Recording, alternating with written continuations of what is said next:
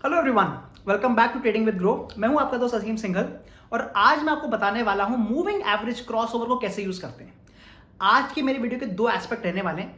पहली चीज कि आज तक जो भी हमने गलत चीजें सीखी हैं, मतलब जो हमारी मूविंग एवरेज क्रॉसओवर की मिथ्स हैं, मैं आपको बताऊंगा कि क्यों वो गलत है। मैं आपको एक एग्जांपल दिखाऊंगा कि कैसे आज तक जो भी हमने मूविंग एवरेज क्रॉसओवर के बारे में सीखा है वो गलत क्यों है। और दूसरी चीज मैं आपको एक्चुअली बताऊंगा कि मैं पर्सनली कैसे मूविंग एवरेज क्रॉसओवर की स्ट्रैटेजी को यूज करता हूं, जहां पर मेरा सक्सेस रेट काफी अच्छा रहता है। बट एज यूजुअल आगे बढ़ने से पहले make sure that you smash the like button and subscribe to our channel, ताकि आपको इस तरह की और भी वीडियो आगे मिलते रहें। तो चलिए शुरू करते हैं आज की वीडियो।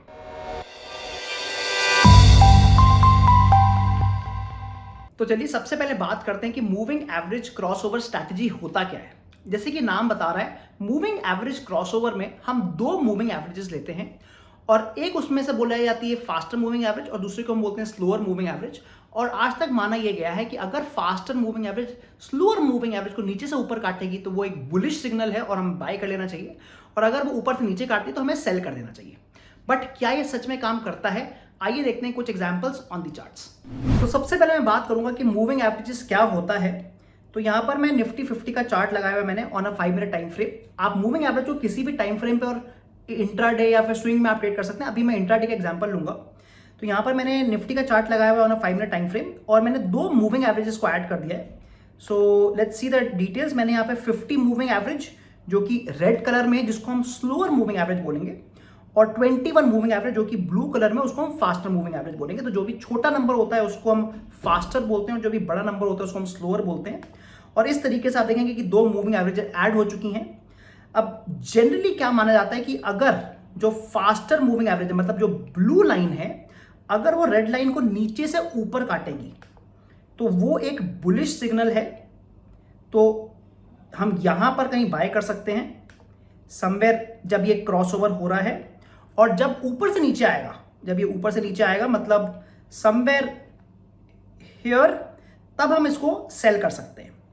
और यहां पर आपको देख के लगेगा अरे हाँ, मूविंग एवरेज स्ट्रैटेजी तो बहुत अच्छे से काम कर रही है, मुझे बहुत ही अच्छी एंट्री दे दी इसने और बहुत लंबे प्रॉफिट के बाद मुझे इसने एग्जिट करवाया है। बट यहां पर बात आती है कि ये हमने जो एग्जांपल लिया है, क्योंकि मूविंग एवरेज एक ट्रेंडिंग इंडिकेटर है, ये तभी काम करता है जब मार्केट्स ट्रेंड में होते हैं। और आप क्लियरली देख सकते हैं कि पिछले 2-3 दिन में निफ्टी जो है बहुत अच्छे ट्रेंड में है और इसलिए ये स्ट्रैटेजी प्रॉफिट दे पाई है। बट हमारे को ये भी पता है कि जो मार्केट्स होते हैं वो केवल 20% ही ट्रेंड में रहते हैं, 80% ऑफ द टाइम्स वो साइडवेज होते हैं। Let me show you. अगर हम थोड़ा पीछे आते हैं, आप नोटिस करेंगे कि यहां पर जैसे ही मार्केट थोड़ा भी साइडवेज हो जाएगा, ये स्ट्रैटेजी बहुत ज्यादा लॉसेस देती है, बिकॉज ये आपको बार बार एंट्री और एग्जिट करवाती रहेगी। अगर मैं यहां पर देखूं, यहां पर ये मुझे सेलिंग एंट्री करवाया था ये स्ट्रैटेजी, और थोड़ी ही देर में मुझे फिर से बाइंग भी करवाया था। विद इन फ्यू मिनट्स ये मुझे वापस सेलिंग करवाया था, विद इन फ्यू मिनट्स ये मुझे वापस बाइंग करवा देता और फिर सेलिंग करवा देता। तो आप ये क्लियरली देख सकते हैं कि जैसे ही मार्केट साइडवेज होता है, ये जो मूविंग एवरेज की स्ट्रैटेजी है ये बहुत ज्यादा बेकार हो जाती है और आप देखेंगे कि इस तरह के जो लॉसेस हैं बहुत बड़े हो जाते हैं। तो एक जो ट्रेंडिंग मार्केट है वो इतने छोटे छोटे लॉसेस का कवर नहीं कर पाएगा। और अगर आप केवल आंख बंद करके जो मूविंग एवरेज की स्ट्रैटेजी, जहां पर हम नीचे से ऊपर जा रहे हैं तो बाय कर रहे हैं और ऊपर से नीचे आ रहे हैं तो सेल कर रहे हैं, वो हमारा प्रॉफिटेबल नहीं होगा। तो इसलिए let me right on the myths here.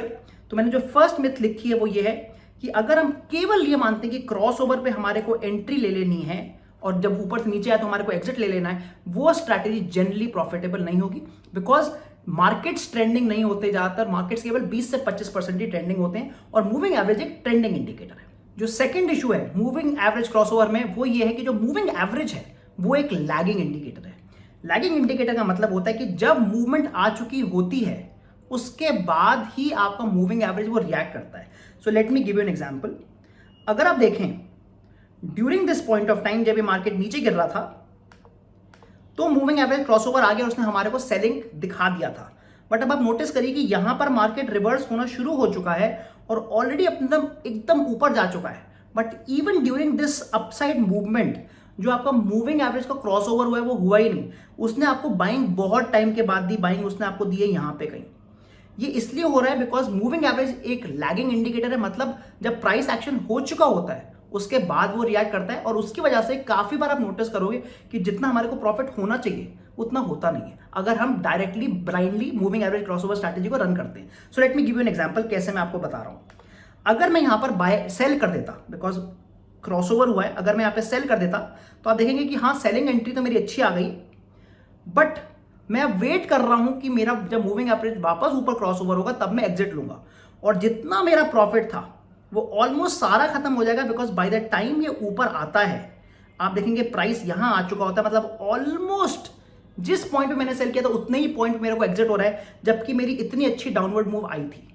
इसका मतलब यही हुआ कि क्योंकि ये लैगिंग इंडिकेटर है, और अगर मैं मूविंग एवरेज क्रॉसओवर स्ट्रैटेजी को ब्लाइंडली फॉलो करूंगा, काफी बार आप नोटिस करेंगे कि आपका जो एग्जिट आता है वो बहुत स्लो आता है, और जितने हमारे प्रॉफिट आ भी रहा होता है वो हमारा हाथ से चले जाता है। सो this is the second problem with moving average indicator कि ये एक लैगिंग इंडिकेटर है। बट अब हम बात करते हैं एक बेनिफिट की। हमारे को यह भी पता है कि जो मूविंग एवरेज है वो बहुत अच्छा काम करता है as a support and resistance.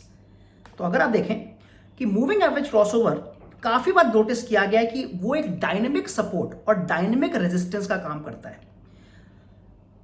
आप यहां पे क्लियरली देख सकते हैं कि जब मार्केट इस नीचे वाले मूविंग एवरेज पे आ रहा है तो उसको एक अच्छी सपोर्ट मिल रही है और उसको वापस बाउंस बैक मिल रहा है, और यहां से वो ऊपर जा रहा है। इनफैक्ट आप कोई भी अलग अलग मूविंग एवरेज की अगर आप कॉम्बिनेशन लगाएंगे, आप काफी बार नोटिस करेंगे in different stocks in different indices कि moving average act is very very good support and resistance.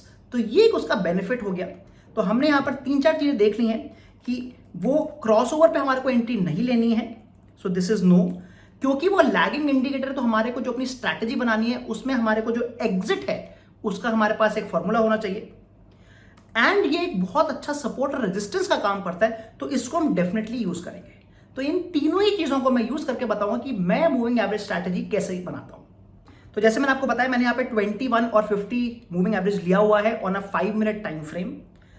जब मेरा क्रॉसओवर आया, तो यहां पर जब मेरा क्रॉसओवर आया है तो उस समय मैं बाइंग नहीं करूंगा, क्योंकि मुझे पता है कि मार्केट जरूरी नहीं है कि ट्रेंड करे, हो सकता है यहां से साइडवेज आ जाए और उसके समय को लॉस हो सकता है, तो मैं यहां पर वेट करूंगा। बट मैं एंट्री कब लूंगा? जब मुझे दिखता है कि कोई भी कैंडल अगर नीचे वाले मूविंग एवरेज पे सपोर्ट ले लेती है, तो अगर उसने यहां पर सपोर्ट ले लिया है, उसके बाद अगर वो कैंडल ऊपर वाले मूविंग एवरेज के ऊपर क्लोज करती है, मतलब एक बुलिश सिग्नल दिखाती है मेरे को, which is on this green candle, यहां पर मैं आके बाय करूंगा with a very very small stop loss of this, तो this becomes my initial entry. तो यहां पर मैं प्राइस एक्शन भी यूज कर रहा हूं और मूविंग एवरेज क्रॉसओवर भी यूज कर रहा हूं। मैंने मूविंग एवरेज क्रॉसओवर देखा, बुलिश क्रॉसओवर था, बट मैंने एंट्री नहीं ली। उसके बाद मैंने वेट किया कि मार्केट को एक रिवर्सल आने देते हैं, एक पुल बैक लेने देते हैं। मार्केट ने पुल बैक लिया और नीचे वाले जो मूविंग एवरेज है वहां पर उसने एक सपोर्ट बनाया, और उसके बाद ये वापस अपनी ऊपर वाले मूविंग एवरेज के ऊपर चला गया। उस पॉइंट पे जब वो क्लोज हो रहा है तो मैं एंट्री ले रहा हूं, दैट इज माय एंट्री, और छोटा सा मैंने स्टॉप लॉस लगाया। अब हमारे को एक चीज तो हमने कर ली, हमने एंट्री अच्छी ले ली, और हमारे को ऊपर ये भी पता है कि अगर हम मूविंग एवरेज के एग्जिट का वेट करेंगे तो हमारा सारा प्रॉफिट चले जाएगा। तो हमारे को अब एग्जिट का क्राइटेरिया भी हमारे पास होना चाहिए। यहां पर आप दो चीजें यूज कर सकते हैं। पहली चीज तो है आप सीधे के सीधे टारगेट लगा सकते हैं, मतलब आपने जितना भी रिस्क लिया था, मान लीजिए अगर आपने 15 पॉइंट का रिस्क लिया था, तो मे बी आप 30 या 45 पॉइंट्स, मतलब 1:2 या 1:3 का आप टारगेट से ट्रेड कर सकते हैं। एक तो ये तरीका हो गया। या फिर जो दूसरा तरीका है वो ये है कि आप ट्रेलिंग कर सकते हैं, आप अपने स्टॉप लॉस को ट्रेल कर सकते हैं। तो आइए मैं आपको ट्रेलिंग का एग्जांपल दिखाता हूं। जब मैंने एंट्री ले ली, मेरे को इनिशियली मेरे को अपना रिस्क पता है, अब मैं फिर से वेट करूंगा कि अगर ये ऊपर जाके नीचे वाली लाइन पे, नीचे वाले मूविंग एवरेज पे अगर ये अपने आप को फिर से सपोर्ट लेता है और उसके बाद ऊपर क्लोज हो जाता है, मतलब again it is telling me that yes I am taking a dynamic support on a moving average, तब मैं अपने स्टॉप लॉस को यहां से शिफ्ट करके यहां ले जाऊंगा। So this is how I am going to trail my stop losses using moving average crossover. फिर से देखेंगे, ये ऊपर गया और वापस नीचे आके इसने अपना सपोर्ट ले लिया है, सेम थिंग सेम पैटर्न बनते जा रहा है, मैं फिर से अपने स्टॉप लॉस को ट्रेल कर लूंगा। जेंटली मैं ये केवल 2 बार करूंगा, मैं केवल मैक्सिमम 2 बार करूंगा, बिकॉज आप देखें काफी बार कि बार बार नहीं होगा, और अब मेरे को अच्छा प्रॉफिट भी आ रहा होगा, तो अब मुझे अग्रेसिव ट्रेलिंग करनी है। तो 2 बार मैंने नॉर्मल ट्रेलिंग करी है, अब मैं अग्रेसिव ट्रेलिंग करूंगा। अग्रेसिव ट्रेलिंग का मतलब है कि अब जैसे ही स्टॉक अपने ऊपर वाली लाइन, अपने ऊपर वाली मूविंग एवरेज पर भी अगर ये एक सपोर्ट बनाता है, मैं उस तरफ भी अब अपना ट्रेल करना शुरू कर दूंगा। So let's take an example. तो अभी भी मैं ट्रेड में हूं, बट अब मैं एग्रेसिव ट्रेल करने वाला हूं, बिकॉज मेरा ऑलरेडी 2 बार ट्रेल हो चुका है। इफ यू नोटिस, इस पॉइंट पे निफ्टी ने ऊपर वाली लाइन के नीचे क्लोजिंग दी, मतलब उसको सपोर्ट की तरह माना है और वापस ऊपर चली गई है विद द ग्रीन कैंडल। जैसे ही ग्रीन कैंडल बनेगी मैं अपने स्टॉप लॉस को यहां पे ट्रेल कर लूंगा। So this will become my trailing stop loss. आप देखेंगे फिर से ऊपर गया और वापस नीचे आके फिर से इसने अबव वाले स्टॉप मूविंग एवरेज पे सपोर्ट लिया है। मैं अपने फिर से यहां ट्रेल कर लूंगा and now I will keep trailing on the above moving average. और आप देखेंगे फाइनली जो मेरा एग्जिट होगा वो मेरा यहां हो जाएगा, बिकॉज यहां पर मैं अपना फाइनल ट्रेल कर चुका हूंगा और आप नोटिस करेंगे कि यहां पर जाके मेरा एग्जिट हो जाएगा। सो this is the final exit using the moving average crossover strategy जो मैं यूज करता हूं। अब हम देखते हैं कि क्या डिफरेंस होता अगर मैं एक नॉर्मल मूविंग एवरेज के बेस पर ट्रेड कर रहा होता। आप देखते हैं कि उस समय अगर मैं ट्रेड लेता as per normal moving average तो यहां पर कहीं एग्जिट आता क्योंकि मार्केट वहां से नीचे गिरा है। बट जैसे हमें पता है कि क्योंकि मूविंग एवरेज एक लैगिंग इंडिकेटर है, इतना सारा मेरा प्रॉफिट मिस हो जाता। सो this is how I trade. मैंने आपको दो तरीके बताए हैं एग्जिट। पहला एग्जिट तो बड़ा सिंपल है कि हम टारगेट बेस्ड ही एग्जिट ले लेंगे, और दूसरे एग्जिट के लिए मैंने आपको ट्रेलिंग बताई जहां पर हम लंबे प्रॉफिट्स के लिए खेल सकते हैं और इस तरीके से आप इसको ट्रेड कर सकते हैं। आइए मैं आपको सेम एग्जांपल दिखाता हूं जैसे भी हमने करा ऑन अ साइडवेज डे कि क्या ये काम एक्चुअली करता है even when the market is sideways. तो जैसे हमने देखा था यहां पर एक प्रॉपरली साइडवेज मार्केट बना हुआ था, बट क्या जो हमने स्ट्रैटेजी में चेंजेस करें उससे हम बच जाते। अगर हम नॉर्मल ट्रेडिंग करते तो हमारे यहां पर मिनिमम बहुत बार ट्रेड आते ऊपर नीचे के, बट अगर हम मॉडिफाइड वे से ट्रेड करते तो आप देखेंगे कि यहां पर मेरे को सिग्नल मिल रहा है, बट अब मैं एक पुल बैक का वेट कर रहा हूं। पुल बैक आया मेरा, बट आप देखेंगे जो ये लाइन है मतलब जो ऊपर वाली मूविंग एवरेज है उस मूविंग एवरेज को कैंडल्स ने कभी भी रेजिस्टेंस माना ही नहीं। आराम से उन्होंने इसको तोड़ दिया है, मतलब अभी ये एक साइडवेज मार्केट हो सकता है और मेरी एंट्री ही नहीं आएगी। So I hope this is clear, because जो कैंडल्स हैं वो ऊपर वाली लाइन को इस बार रेजिस्टेंस नहीं मान रही हैं। हम ऊपर की लाइन क्यों देख रहे हैं, बिकॉज अब ये सेलिंग एंट्री हमारी बन रही है। तो क्योंकि वो ऊपर वाली लाइन को रेजिस्टेंस नहीं मान रही है, डायनेमिक रेजिस्टेंस नहीं मान रही है, तो मैं एंट्री ही नहीं लूंगा। बट ऑन दिस हैंड जब हमने यहां पर एंट्री ली थी क्योंकि हम बाइंग ट्रेड लेने वाले थे तो वो नीचे वाले मूविंग एवरेज को एज सपोर्ट मान रहे थे और इसलिए हमने ट्रेड ले लिया। तो काफी बार आप नोटिस करेंगे कि जो एक मॉडिफाइड तरीका मैंने आपको बताया है उससे आपका जो भी साइडवेज मार्केट होता है उसमें हमारी एंट्री नहीं आती, मतलब उसमें हमारे स्टॉप लॉस हिट नहीं होंगे। बट जब भी एक ट्रेंडिंग मार्केट आएगा तो हमारे को बहुत अच्छी एंट्री मिल जाएंगी और आराम से हम ट्रेड कर सकते हैं। तो हमने ये तो देख लिया कि मूविंग एवरेज की जो क्रॉसओवर स्ट्रैटेजी जो कि modified moving average crossover strategy उसको हम ट्रेड कैसे करने वाले हैं। बट अब इंपॉर्टेंट बात आती है कि हम कौन से मूविंग एवरेज के पैरामीटर्स यूज करने वाले हैं। जैसे मैंने अभी एग्जांपल में 21 और 50 यूज किया था, but what parameters are we going to use, और अगर हम इंट्राडे ट्रेड करें और अगर हम पोजिशनली ट्रेड करें तो क्या डिफरेंसेस आएंगे। So let's talk about that. ये डिपेंड करेगा आपके टाइम फ्रेम पे और आपके जो आपने दो मूविंग एवरेज के पैरामीटर लिए, मतलब जो पीरियड जिसको हम कहते हैं, तो period number 1 and period number 2। तो यहां पर आपको कुछ एग्जांपल लिख के दिखा रहा हूं। अगर मैं इंट्राडे ट्रेडर हूं तो जनरली जो मैं टाइम फ्रेम यूज करूंगा वो 5 या मैक्सिमम 10 मिनट्स, इससे ज्यादा मैं नहीं कर पाऊंगा, बिकॉज अगर मैं इससे बड़ा टाइम फ्रेम यूज करूंगा तो मेरे ट्रेड ही मिस हो जाएंगे। तो पहली बात हो गई टाइम फ्रेम की।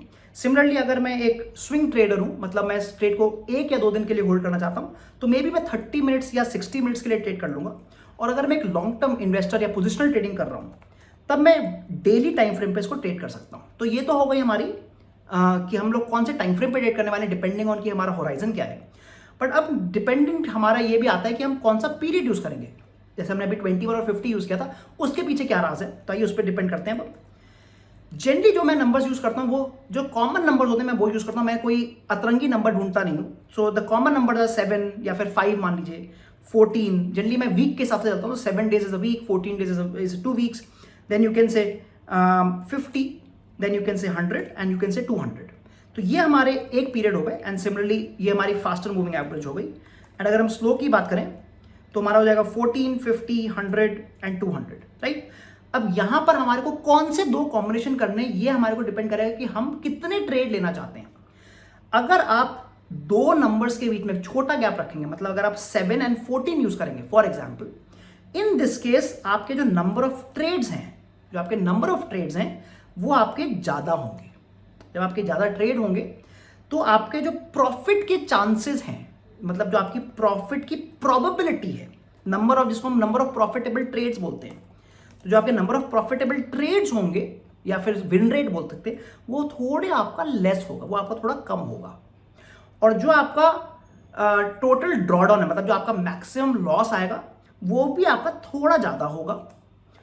So this is the drawdown, but you will notice that the total return that you make, the total profit that you make, that will be a little more. तो मैं फिर से रिपीट कर देता हूं, अगर आप फास्टर मूविंग एवरेज और स्लोअर मूविंग एवरेज को बहुत पास रखेंगे, अगर वो बहुत उनके बीच में ज़्यादा डिफरेंस नहीं है, तो आपके ट्रेड्स भी ज़्यादा आएंगे, बट ट्रेड ज़्यादा आने की वजह से आपके जो नंबर ऑफ प्रॉफिटेबल ट्रेड है वो कम हो जाएंगे, आपका ड्रॉडाउन भी बढ़ सकता है और आपका रिटर्न ऑन इन्वेस्टमेंट भी बढ़ सकता है। ऑन दी अदर हैंड, अगर मैं मान लीजिए 7 और 50 यूज़ करता हूँ, अगर मैं 7 और 50 यूज़ करता हूँ, तो क्योंकि इस दोनों के बीच में गैप बढ़ चुका है, तो जो मेरे ट्रेड्स होंगे वो कम हो जाएंगे, so I have less number of trades, but जो मेरी प्रॉफिटेबल ट्रेड है, मतलब जो मेरा विन रेट है वो थोड़ा बढ़ जाएगा, और इसकी वजह से जो मेरा ड्रॉडाउन है वो भी थोड़ा कम हो जाएगा, और जो मेरा आरओआई वो भी थोड़ा कम हो जाएगा। तो मैं यहाँ पे क्या बताना चाहता हूँ कि देयर इज नो, मतलब ऐसा कोई नंबर नहीं होता जो हमेशा profit they. It's a strategy, तो लॉस होने के चांसेस जरूर रहते हैं, बट यहाँ पर अब आपकी खुद की साइकोलॉजी बहुत इंपॉर्टेंट काम प्ले करेगी। अगर आप उस तरीके के ट्रेडर जिनको ज़्यादा आरओआई चाहिए, मतलब जो ज़्यादा रिटर्न्स के लिए जा रहे हैं, तो मे बी आप जो दो मूविंग एवरेज लेंगे वो आसपास के लेंगे, जैसे 7 और 14। बट अगर आप कुछ हैं जिनको आप चाहते हैं कि आपका रिस्क कम से कम रहे, मतलब आपका लॉसेस कम रहे, तो मे बी आप उस तरह के मूविंग एवरेज में जा सकते हैं जिनमें डिफरेंस ज़्यादा हो, फॉर एग्जाम्पल 7 और 50। तो ये हमारा पता करेगा पीरियड्स, जिससे हमारे को पता होगा कि किसके बेस पर ट्रेड लेना है, और टाइम फ्रेम से हमारे को पता चल सकता है कि हमारा होराइजन क्या है। सो आई होप आपको आज की वीडियो पसंद आई होगी। हमने देखा कि मूविंग एवरेज की जो मैंने मॉडिफाइड स्ट्रैटेजी बताई है उसका कैसे फायदे हो सकते हैं, उसमें हम कब एंट्री लेंगे और कैसे हम अपने प्रॉफिट्स को ट्रेल भी कर सकते हैं, और हमने ये भी देखा कि कैसे वो साइडवेज के समय हमारे को फालतू के लॉसेस से बचाती है। एंड फाइनली हमने अलग अलग टाइम फ्रेम देखे कि उसके बेस पर हम कैसे स्विंग ट्रेडिंग या इंट्राडे ट्रेडिंग कर सकते हैं, and depending on different periods हम अपना रिस्क टू रिवॉर्ड कैसे मैनेज कर सकते हैं।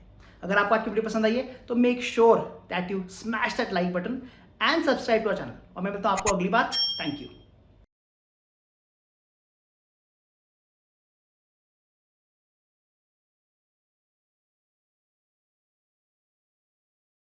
Investment in securities market are subject to market risks. Read all the related documents carefully before investing. Please read the risk disclosure documents carefully before investing in equity shares, derivatives, mutual fund, and or other instruments traded on the stock exchanges.